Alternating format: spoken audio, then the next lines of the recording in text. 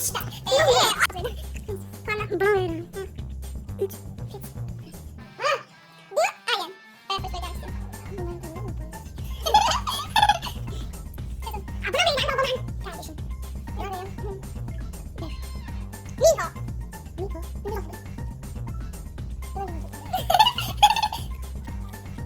Oldu. Sevmiyorum. Aaa! Tamam gel seni yalan gelir. Tıp kız. Bakacağım. Tıp basarım. Huyuncuyum. Huyuncuyum. Ne yapıyorsun? Anlayayım bak. Abi şey var.